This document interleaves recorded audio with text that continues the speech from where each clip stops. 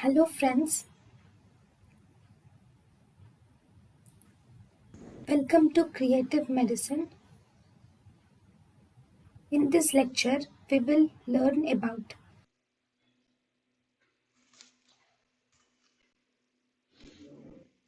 Restrictive lung diseases. In restrictive lung diseases, there is actually decrease in total lung capacity is seen and decrease in vital capacity is seen in restrictive lung diseases. So, because of this, functional residual forced expiratory volume in 1 second is mildly reduced. Forced vital capacity in 1 second is mildly reduced, whereas forced expiratory volume in 1 second is mildly reduced, and forced vital capacity is highly reduced.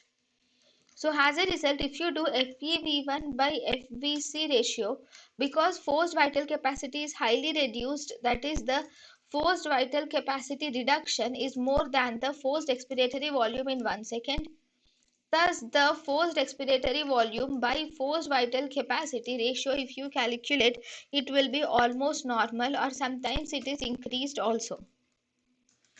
And in the restrictive lung diseases, the diffusion capacity of carbon dioxide is reduced. So, what are the restrictive lung diseases? The restrictive lung diseases examples, the restrictive lung diseases are divided into two types. One, we have intrinsic restrictive lung diseases, and we have extrinsic restrictive lung diseases. Intrinsic restrictive lung diseases, here the pathology is mainly related to the lung.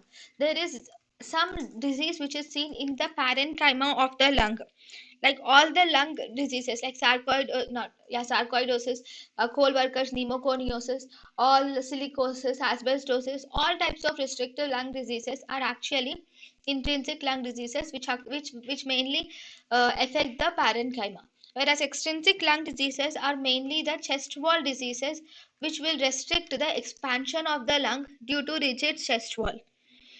So this can be due to kyphoscoliosis, or it can be due to conditions like kyphoscoliosis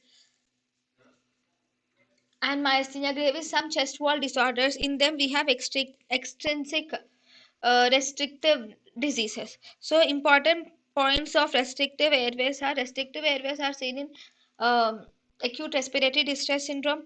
They are pulmonary edema, they can be seen in pneumonia, and also interstitial lung diseases, you see the restrictive airway.